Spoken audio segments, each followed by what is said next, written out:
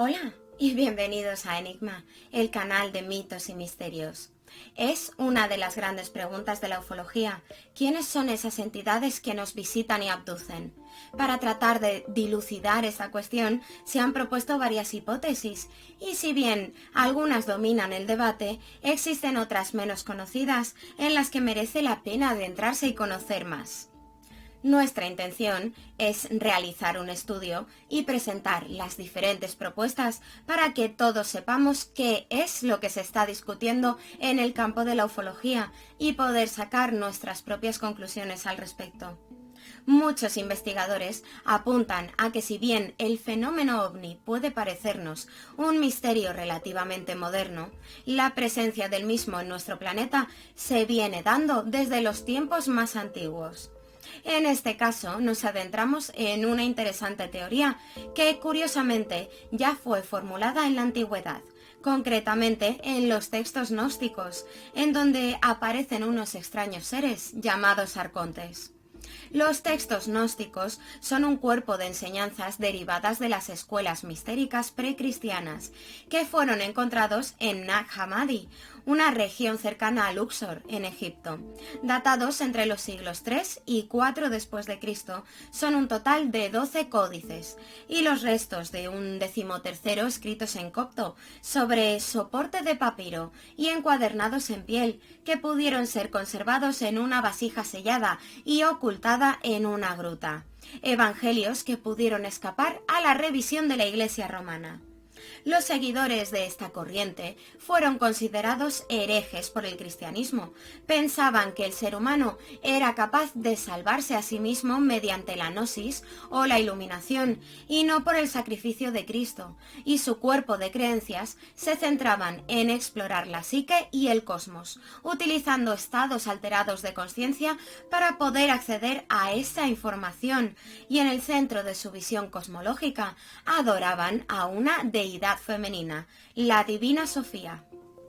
Es en el relato de la creación de esta corriente de pensamiento donde encontramos la aparición de unos extraños seres, de los que específicamente se menciona que no son de la Tierra y que serían de naturaleza inorgánica, los arcontes, un vocablo que podría traducirse como los gobernantes. En los textos es frecuente que se refieran a ellos, tanto por este término como por las potestades o las autoridades.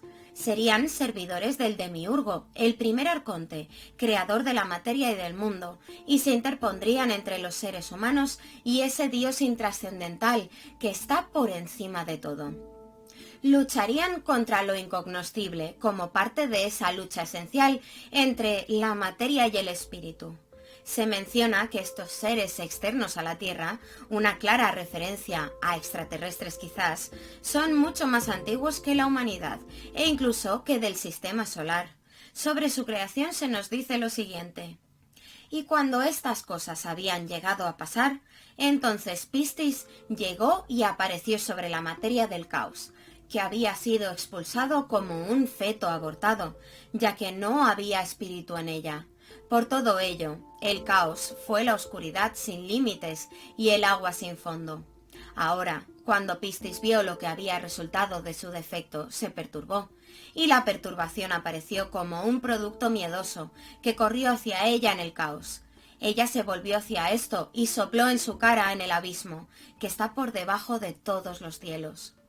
Y cuando Pistis Sofía deseaba causar la cosa que no tenía espíritu para formar una semejanza y para gobernar sobre la materia y sobre todas sus fuerzas, ahí apareció por primera vez un gobernante, fuera de las aguas, como león en apariencia, andrógino, con gran poder dentro de él e ignorante de dónde había llegado a ser.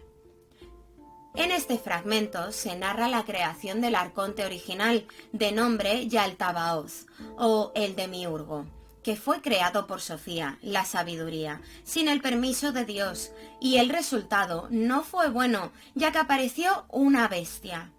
Una interesante característica en los textos gnósticos es su concepto del universo, en el que desempeñan un papel fundamental los 7 arcontes creadores del mundo, a los que se les llama Heptomad. las más bajas emanaciones de Dios.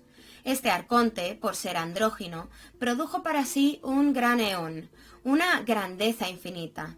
El arconte discurrió crear hijos para sí, y se creó 7 hijos que eran andróginos como su padre. Y dijo a sus hijos: «Yo soy el Dios de todo».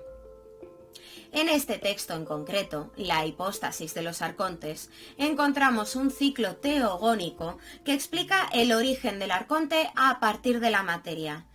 La doctrina más relevante que expone es la distinción entre un arconte maligno, Yaldabaoth, y un arconte converso, Sabaoth, el dios de los judíos. En otro de los escritos del compendio, el Evangelio apócrifo de Juan, se cuenta una historia similar. Sofía trató de ocultarle y como este arconte estaba escondido de todo, creyó que él era lo único que existía, así que creó el universo y tras esto creó a otros 365 arcontes. Unas figuras que muchos han identificado con los ángeles o con los Nefilim. Estos arcontes, en un momento dado, observaron un reflejo del Dios verdadero en el agua, por lo que decidieron crear a una criatura basada en esta imagen que acabaría siendo Adán. El demiurgo insufló su aliento en él, y así la vida, pero pronto se pusieron celosos, porque pensaron que este nuevo ser era mejor que ellos, y lo convirtieron en materia. Dios se compadeció del hombre y le otorgó epinoia, el principio femenino divino que los arcontes quisieron sacar de Adán, extrayéndole la costilla, de donde vino Eva, pero con ella no salió toda su esencia, y ambos quedaron imbuidos del principio divino, lo que los arcontes envidiaron. En otro texto se menciona la creación del paraíso y del episodio de la toma del fruto prohibido de Adán y Eva. Entonces, Justicia creó el paraíso, siendo hermoso y estando fuera de la órbita de la luna y la órbita del sol, en la tierra del desenfreno, en el este, en medio de las piedras. También se menciona que fueron estos arcontes los que decidieron enviar un diluvio a la tierra.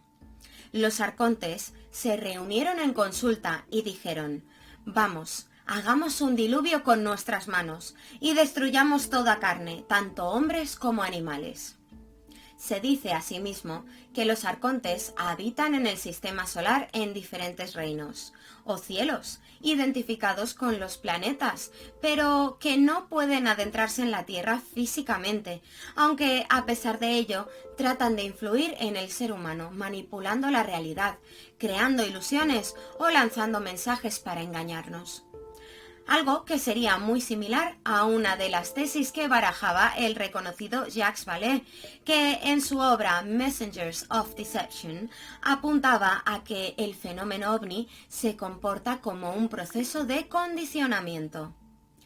Para el investigador John Lash, los gnósticos identificaban 2 tipos de arcontes o seres extraterrestres. Unos a los que describen con forma embriónica, a los que este autor identificaba con los grises, basándose en el siguiente extracto. Y lo que ella había creado fue una obra en la materia, una especie de aborto, y asumió forma plástica moldeada a partir de la sombra, y se volvió una arrogante bestia parecida a un león.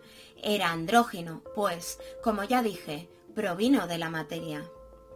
Y también encuentra otra referencia en los textos que parece hacer mención a seres de aspecto reptil, que ha querido identificar con los reptilianos que tanto aparecen en los modernos relatos de encuentros y abducciones.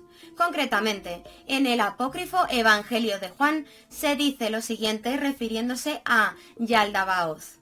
Cuando Sofía vio lo que su deseo había producido, se convirtió en la figura de una serpiente con el rostro de un león. Sus ojos eran como relámpagos centelleantes.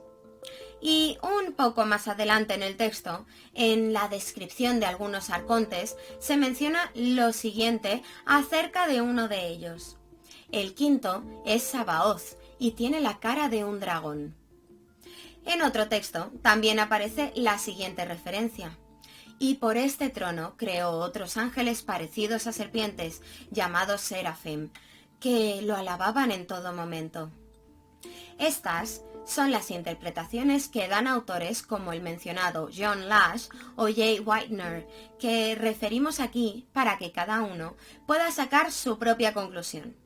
Cabe destacar que hay que tener cuidado sobre lo que dicen algunas fuentes que relacionan a los arcontes con los extraterrestres de tipo gris, indicando que existen referencias en estos textos a que tienen piel grisácea y grandes ojos negros. Yo, en lo particular, no he podido encontrar dichas menciones específicas en las fuentes originales. Al margen de estas citas en concreto, no podemos negar la similitud de los arcontes con esos antiguos dioses o ángeles de los que tanto se ha hablado. Algunos investigadores han relacionado las referencias a estos seres, poderosos creadores del universo, el mundo y el ser humano, una descripción más de esos poderes invisibles que nos gobiernan, haciendo alusión a la teoría del antiguo astronauta y de esas deidades que llegaron del cielo y convivieron con la antigua humanidad.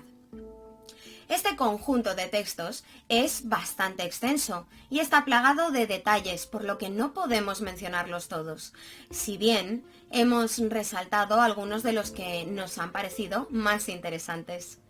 ¿Habló esta antigua corriente de seres de otros mundos? ¿Son los arcontes extraterrestres? Esos mismos visitantes que otras culturas mencionan como los creadores del ser humano. Son unas preguntas muy raras, pero cosas más raras se han visto. Hasta pronto.